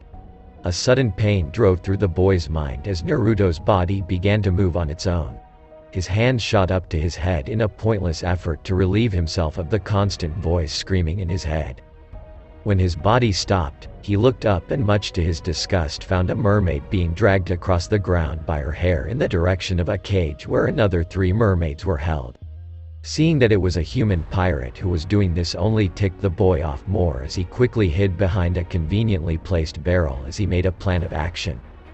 There was no way in hell that he was going to allow these mermaids to become slaves of the world government.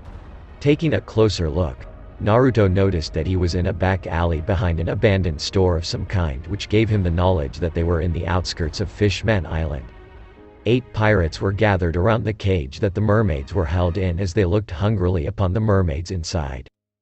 Just as Naruto was about to move in while they were distracted, he was forced to stop all movement as another pirate came into view. This pirate, however, had an aura of command around him and must have been the captain of the slaver pirate crew. The man was tall and muscular, standing just over 6 foot. White dreadlocks fell over a wide, tanned face. He was wearing an indigo singlet which showed off his hulking arms, black pants, and a headband with his Jolly Roger, a hung man on a red background, on it in a repeating pattern. Perhaps the most interesting thing about the man's appearance was the intricately designed tattoo that covered the whole of his left arm. It was a unique-looking tattoo which was a mixture of red and white markings alongside a few skulls. Touch them and it's coming out of your paycheck, boys. You know the difference in pricing for a parted and unparted mermaid is, the man called out to his men when he noticed the hungry look in their eye. Not that he could blame them as the mermaids were quite the catch. On second thought, he was sure the auction house wouldn't know the difference, the pirate captain thought with a smirk as he licked his lips. Seeing his men back off, he smiled at his own authority before he made his way over to inspect his catch. Before he could get very far though, he was stopped by an angry voice speaking out from behind him. "Let those ladies go," Naruto shouted as he stepped out from behind his hiding spot. The pirates all suddenly looked worried at the prospect of being caught while the mermaids allowed hope to re-enter their beings. That was until they all faced the voice and saw a 10-year-old boy. The mermaids' heads dropped in defeat once more while the pirates all let out a sigh of relief, with some of them going so far as to laugh cruelly at the boy's prior outburst. Turning around fully to face the kid, the captain decided to amuse him. "Oh, and what would a kid like you do if I don't?" the man asked as he finally took notice of the mark on the boy's chest. "Kill you." Silence reigned over the alley as everyone tried to wrap their heads around a kid sounding so serious while taking about death like that, before many of the pirates began laughing again, which broke away the tension. Naruto, however, wasn't fazed by the laughter at all as he kept his unnerving stare on the captain of the pirate crew. "How dare you? You dare mock me, child?" The captain of the Dread Pirates, the executioner, Roshio, one, who has gained a bounty of 7 million berries due to the lives of Endit. "What would a little slave like you ever hope to do to me?" The now named Roshio yelled with contempt at this petulant child in front of him. He was tired of playing around with the kid and wanted to end this quickly.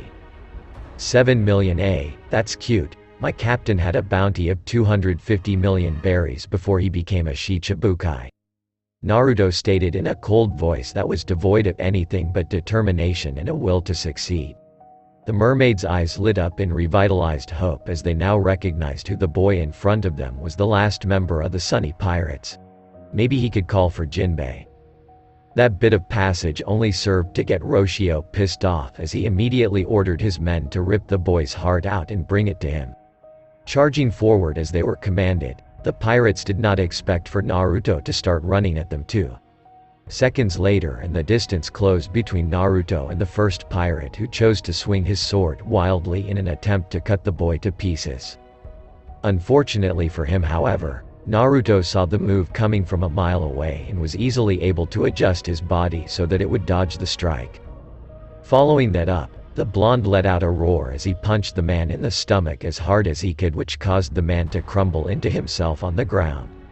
Naruto did much the same with his next 3 opponents, the only differences being the places he struck, with the last one being unlucky enough to receive an uppercut which knocked him out cold. The last 4 lackeys had learned from their peers' mistakes, however, and decided to completely surround the boy with swords all pointed inward.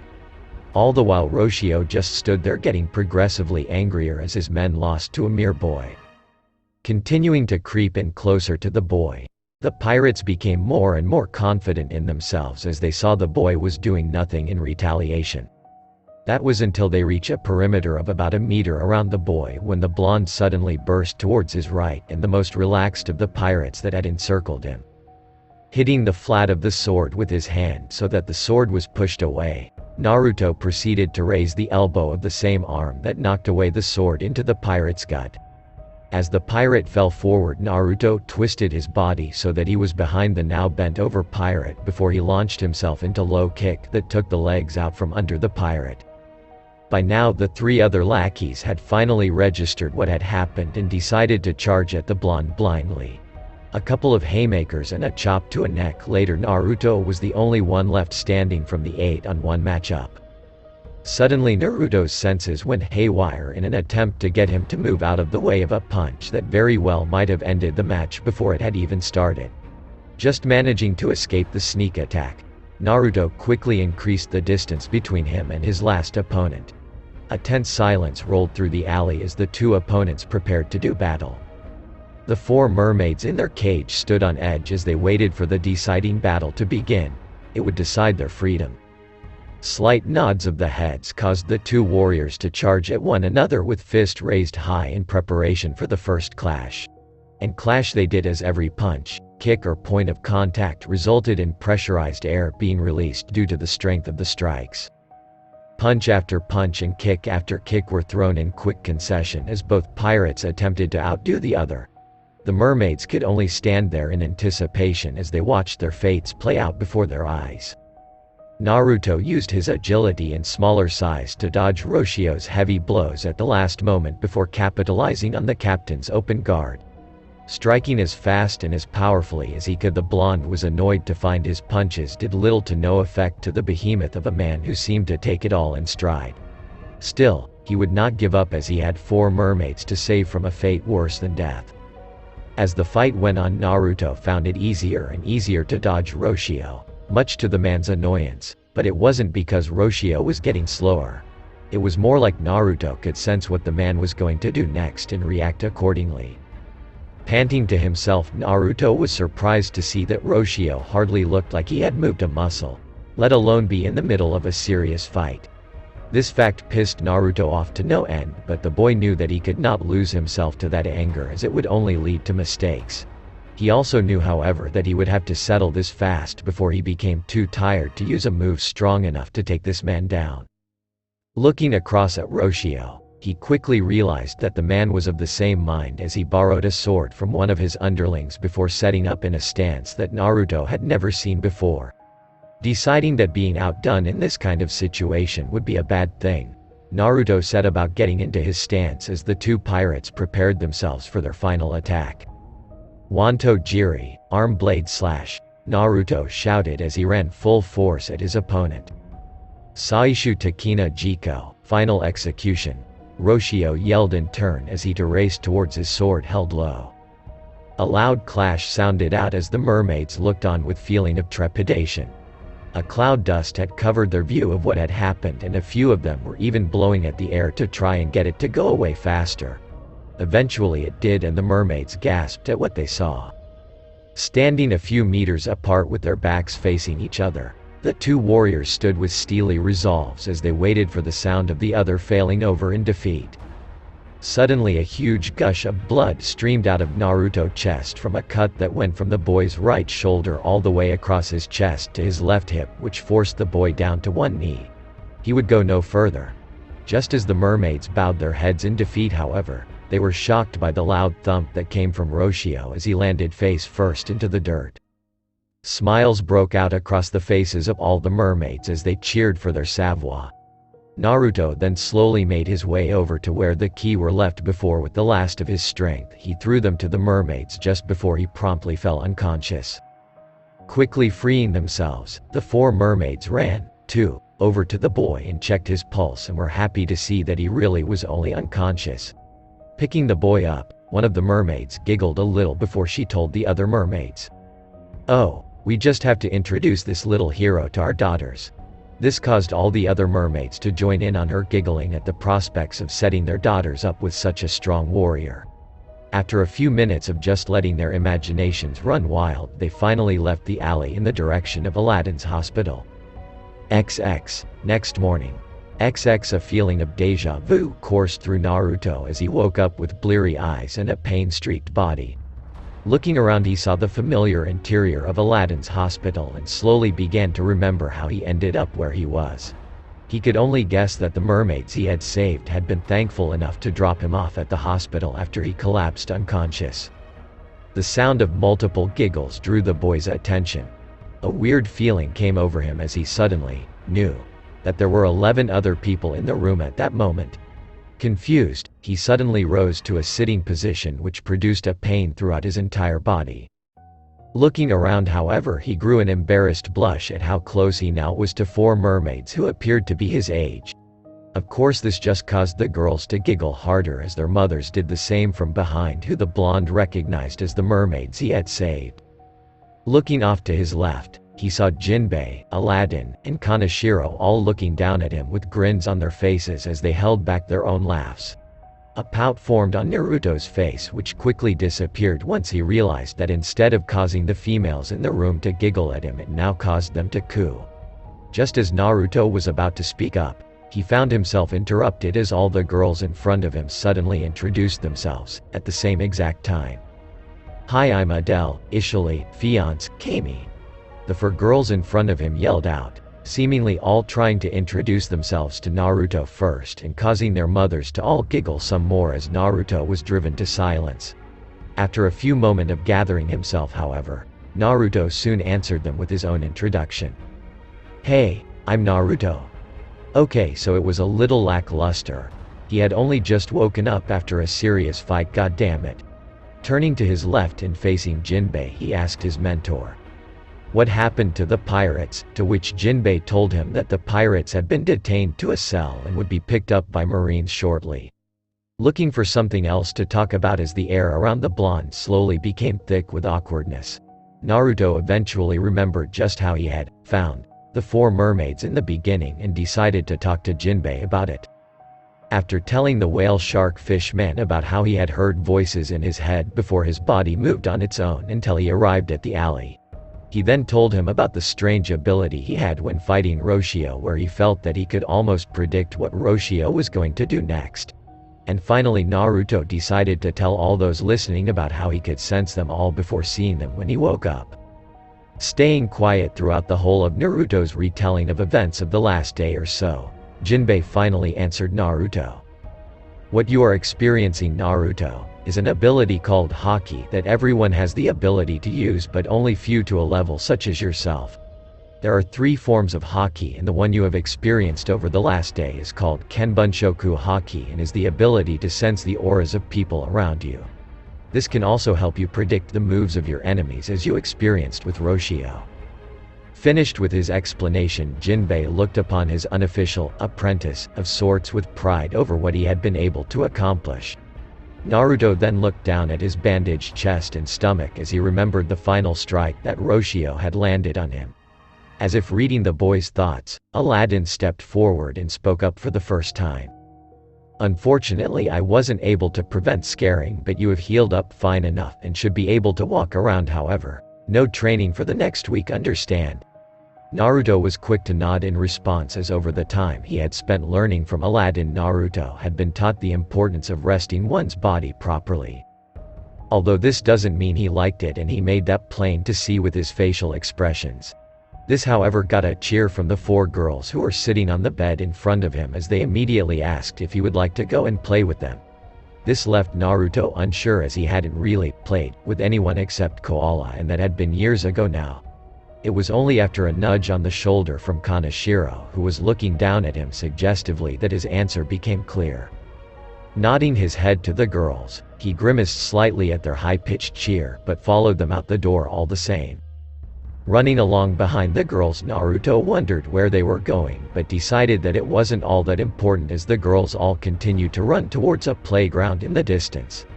The rest of the day was spent full of laughter and joy as the 5 children had the time of their lives as they played with each other, until they were each called in by their parents.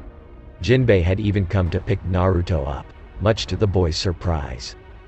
Still, the 5 all promised to meet there again the next day, and just like that Naruto started to form his first group of friends. We have completed 5 rounds of chapters now and are on Chapter 6. The sting of betrayal. Every meeting has meaning or some kind of future relevance, keep that in mind. There is now a poll up on my profile page that will determine the type of pairing for this story, so make sure you check that out and vote for your favorite. Chapter 6. The sting of betrayal. The last 2 years had gone by like a blur for the blonde-haired 12-year-old. I guess it's true what they say about time flying by when you're having fun. Ever since that day, Naruto had begun playing with the children of Fishman Island almost every day in between training, and he was enjoying being a kid for the first time in his life. He still remained very close with Adele, Ishili, Fiance, and Kami, but had also managed to make a lot more friends such as Sora, Sarah, and Mero, which were all female as well, which he was often teased for by Jinbei, Kaneshiro, and even Aladdin. Still, after a year of only playing with girls, Naruto had finally found a male fishman only a few years older than him that was willing to play with him. The guy went by the name Namur and was a shark fishman that was 14 years of age. Namur has very sharp, shark-like teeth with 3 small teeth sticking out from either side of his lower jaw. He also has 3 pairs of gills on his neck. He is a somewhat short fishman with a rotund shape. He has his black hair spiked upwards, which contrasts greatly with his light blue skin tone. He wore a simple white shirt most of the time, which had an opening at the back for his gray shark fin that protruded from his back. He had on gray shorts and was never seen wearing anything on his feet. The 2 boys got on well enough and even trained together in spars and the like after they both found out the other was proficient at fighting. Everything had been coming together for the boy, and he should have known that it would not last. Nothing this good ever did for the boy, but he had become complacent in thinking that everything would be alright. How wrong he was. Over the last 2 years, young Naruto had also managed to create a good image with the people of Fishman Island by saving multiple mermaids and children from being taken into slavery. This had the added effect of helping Otahime get across her ideas of human-fishman relations and was turning many to her side, as they were convinced that at least some humans were nice. Not everyone liked this, however, as a specific group of fishmen even took great offense to the mere thought of a Puman being the protector of Fishman Island. This particular group were all from the Fishman district and had been raised hearing stories of how disgusting Pumans were and being told how they were superior to such ilk. Little did they know that they were taking on the same thought process as the world nobles by doing this. Irony, can't get enough of it. This was a group called New Fishman Pirate, and they were only in the beginning stages of being formed, with their captain being known as Hody Jones. Hody was a great white shark fishman who was at the age of 20 and had grown up on Arlong's beliefs. Now, though, he was currently acting as a soldier for Neptune's army in order to gain experience, but that was all about to change. Hody had devised a plan to get rid of both Naruto and the rising belief in Otahime's dream in one foul sweep. He would even get rid of Otahime altogether. It would happen very soon and at the height of Otahime's dream too. XX. Day Otahime's dream becomes a reality twisted by hatred. XX. All was well in the world as Otahime went about making another speech about interspecies relations between humans and merpeople. 7 long years of constant fighting had led to this moment, as Otahime was about to ask for the signatures of the people who believed in her dream. Naruto stood next to his sensei Jinbei as they both watched with grins as the biggest crowd they had ever seen listened attentively to what the queen had to say. They could not believe the change of view that the merpeople had taken to what Otahime was saying. Not even 2 long years ago she didn't seem to have a single supporter. Otahime was a determined queen however and had kept at it during the last 2 years. Perhaps the biggest event outside of Naruto's help was when she had saved the world noble known as Myasgard from a group of ex-slave mermen who had been imprisoned by him. Naruto had not been there at the time, but he was told that it was quite the spectacle. Apparently the queen had her arm grazed by a bullet when she pushed the noble out of the way. She had then begun to preach about not passing their hatred down to their children, which got a lot of notice until the noble grabbed her from behind and held her at gunpoint. The only thing that had saved the situation from spiraling out of control had been the princess's cry, which had somehow summoned Sea Kings to their location. The cowardly noble had then passed out merely from the sight of the Sea Kings, which stopped the troublesome situation from getting any worse.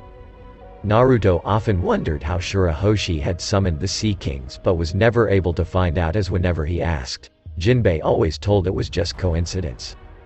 After that event, Otahime took it a step further and even accompanied the noble back to the surface world, where she somehow managed to gain what she called the Hope of Fishman Island. This proved to be a letter of peace if she could get enough signatures from her people to show that it was a united appeal for peace. Today was the day, however, that would show just how much the views of the mer people had changed, as Otahime was planning on asking for everyone's signatures after her talk. Today was the day she would gain enough signatures to send back with the letter of peace in order to gain it. Naruto looked on patiently alongside Jinbei as they waited for history to take its course. When Otahime eventually finished her speech, she immediately began grabbing sheets of paper alongside some soldiers from Neptune's army and distributed them to her people. She then told them what it would mean if they signed the papers and told them to return them straight away when they were done. At first a cold silence strung throughout the air as everyone looked at the people around them to be the first to sign it. This anxious silence, however, was destroyed by none other than Jinbei, who had grabbed his own piece of paper, signed it, and was currently in the process of handing it to his queen. The fact that he did this with such incredible obviousness attracted everyone's attention, and when they saw the great Jinbei-sama handing in his signed copy, they soon formed a stampede to hand in theirs. Naruto merely grinned at the sight of all the people desperately trying to hand their signatures in before their friends. It was actually quite amusing to the blonde, and the boy was happy to just stand there and watch as the chaos erupted. Standing alone, just behind the mass of people trying to hand in their signatures, it was quite literally the opposite of the red carpet in a way. This would prove to be mistake number 1. Even after people had handed in their signatures, they still stayed to watch the spectacle in front of them. They just couldn't get of the spirit they were surrounded by. It felt as if nothing could bring them down from this high. But just like all highs, this one was about to be replaced by an all-time low. When everyone had seemed to turn their heads away from the stack of signatures, fire raged forth from a carefully placed matchstick. Cries and shouts of disbelief rang throughout the air as confusion took its hold. The queen ran forward towards the signatures against the behest of her husband's soldiers, attempting to save as many signatures from the fire as possible, not caring if she got burned. Her dream was worth more than her life. In the pursuing chaos, Naruto spotted a familiar-looking man running at him with eyes filled of hatred and revenge. This man had been one of the goons from 2 years ago. That meant he was a pirate and probably the one that started the fire. He had to stop him. Just as he was about to charge forward at the pirate, something happened that had only previously occurred in the nightmares of the merpeople. Otahime was shot. Turning to face the downed queen, he couldn't believe his eyes. She had been so close to completing her dream, and just like that it was taken from her. Feeling something small racing towards him from the direction that the pirate had been running at him from, the blonde foolishly turned back around and caught the item in his right hand. Mistake number 2. Looking down, Naruto was shocked to see a gun in his hand, but what really got his heart racing was what the pirate yelled out for all to hear. "Great shot, Captain. Now we continue slaving off mermaids forever, and to think all we had to do was light a small fire and shoot a fucking mermaid." He was cut off from saying the last part by a bullet through his chest, but the damage had already been done as the people of Fishman Island all looked at Naruto with the great animosity that he had ever felt in his life. He couldn't take it, he had to get away, he had to run. And run he did as he immediately took off in order to get away from the oppressive aura that his 12-year-old body just couldn't take. Not knowing where to go, the boy just ran in a random direction as he tried to escape from the pursuing soldiers of Neptune's army. All thoughts left the blonde as instead of using his brain like normal, he only relied on his speed to get away from capture. Thoughts on what had happened could come later when he was safe and away from any oppressive aura. But for now he would run until his feet fell off. And so for the next couple of hours, that's all the boy did, just kept on running until he escaped his capture and then kept on running still until he found himself not able to run anymore. Falling to the ground, Naruto managed to roll over and rest his body against a wall and slowly came back to his senses and gasped as he realized just what had happened. That pirate had framed him, probably in retaliation for what had happened 2 years ago. Still, Naruto found it hard to come to grips with what had happened.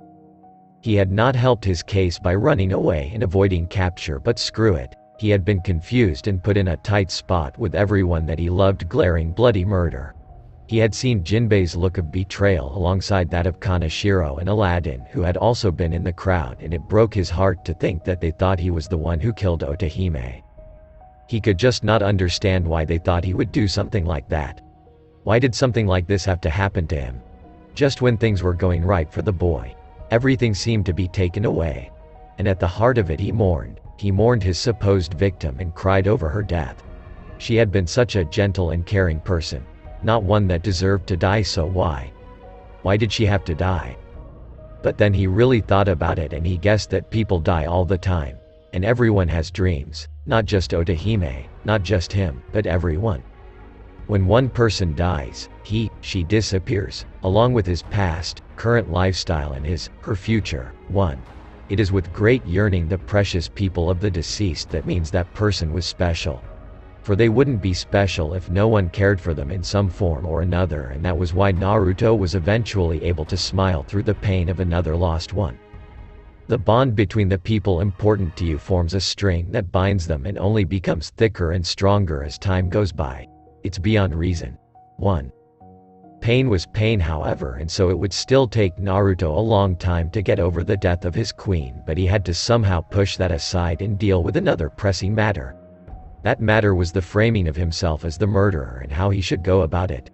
He knew that the people of Fishman Island would never forgive him for what they thought he had done, and that crushed him. This place had become his home and he its guardian. The last thing he wanted to do was leave the first place he had ever been able to truly call home. But what was he to do? He certainly couldn't stay as if he was found now. He would be burnt at the stake first, ask questions later. But he didn't really have a way off the island either. It wasn't like he could just hold his breath long enough to swim up 10,000 meters to the surface. He was truly at a loss for what he could do, and so decided that he would just stay hidden in the abandoned outskirts of Fishman Island until he could think of what he would do next.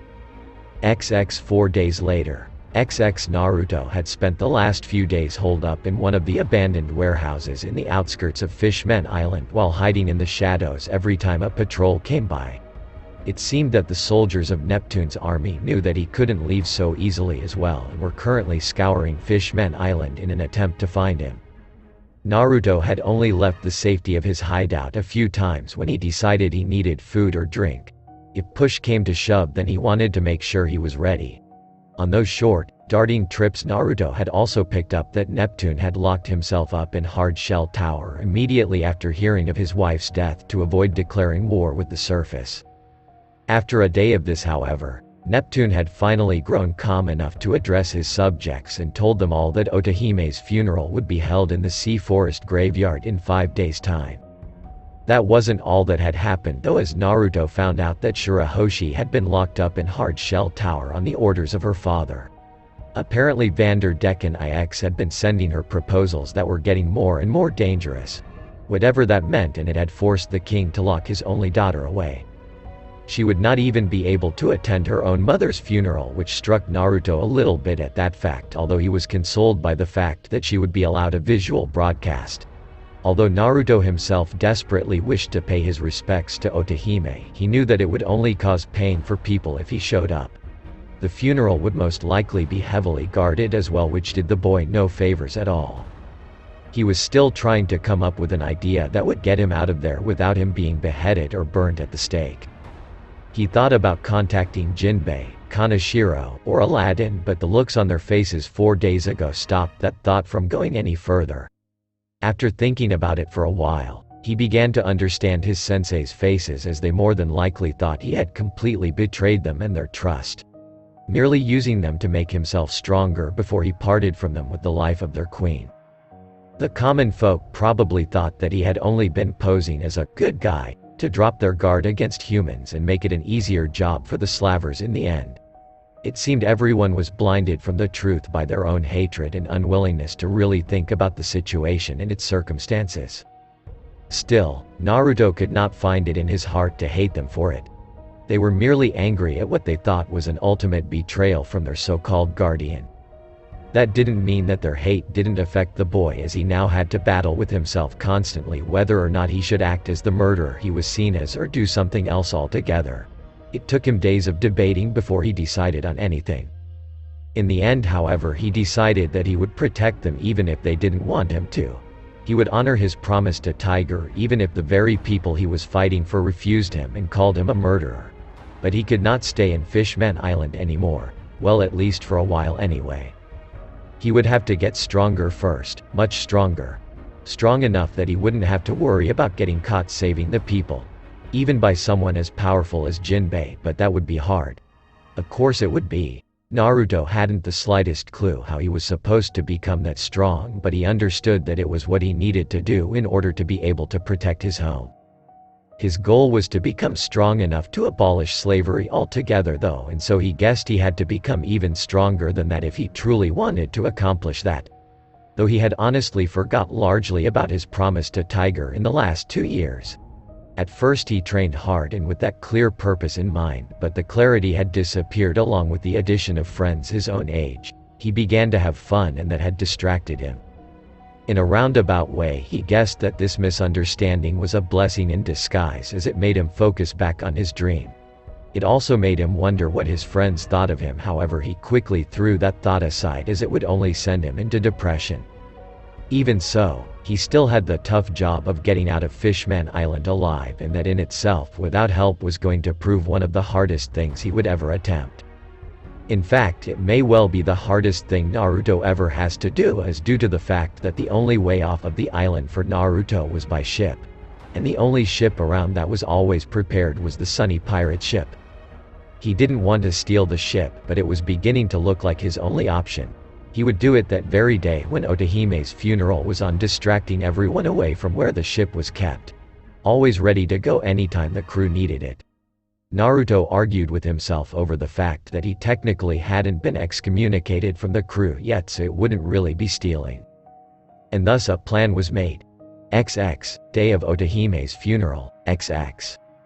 Everything was set for Naruto as he noticed that everyone on Fishman Island had gone to the queen's funeral, which pleased the boy for more than one reason. Well, everyone except for those in the Fishman district, and the guards watching over Shirahoshi while she was kept in her tower. Perfect. The blonde child stealthily made his way towards where the Sunny pirate ship was positioned, ready to take off in a moment's notice. The biggest problem would be the steering after he left the island, but he was sure that he would be able to handle it. Making sure nobody was around, Naruto made his way towards the ship and was surprised that there really was no one around. Could it really be this easy? Apparently so, as Naruto found himself entering the ship with ease and even set off out of Fishman Island without any commotion whatsoever. Naruto could only feel weird at just how easy it all was. Still, he had been taught not to look a seahorse in the mouth. Running up the same route the boy had come down in back when the Sunny pirates were still united, Naruto was glad he had paid a lot of attention on the route they had traveled. Naruto had decided that he wasn't nearly ready for the new world, and so was making his way back to paradise. It wasn't long before Naruto was out of sight from Fishman Island, and he had to say, he was sort of disappointed, as he had figured he would at least be forced into a little scuffle. Where was the excitement that he thought would be abundant in his daring escape?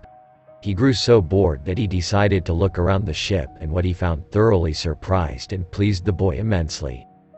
He couldn't believe that he hadn't seen it when he first boarded the ship, but a piece of paper was nailed to the ship's main mast. Ripping the piece of paper off the mast, Naruto was amazed that it was in fact a letter sent to him by Jinbei, Aladdin, and Kaneshiro. Dear Naruto, first of all, we would like to say that we are sorry that we ever doubted you. After sitting around talking about it to each other, we all came to the same conclusion, and that was that you must have been framed. We don't have much time, so I'll get straight to it. Inside the main desk in the captain's quarters is a present from each of us to help with your training. Hope to see you soon, Jinbei, Aladdin, and Kaneshiro. Reading the letter, Naruto felt tears roll down his face as his body uncontrollably convulsed against his will. His senseis believed in him after all and wished for his safety. It was all going to be worth it. He would become strong and prove to the people that he had been framed. Heading towards the captain's quarters, Naruto still couldn't get over the fact that his senseis believed in him. If they did, then there was always the potential that others did as well.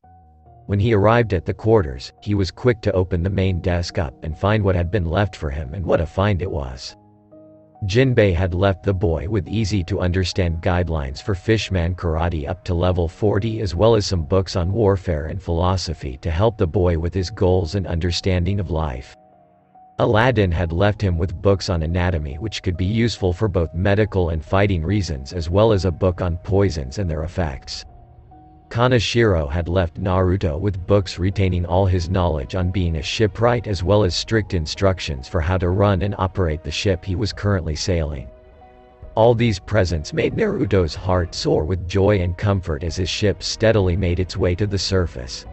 It also had the effect of sparking an increased determination and pride from Naruto, as he now felt that he had to accomplish his goals, not just for himself but his loved ones in this world as well. He would become powerful. He would become a symbol of hope to all those that had lost it. Thanks for watching.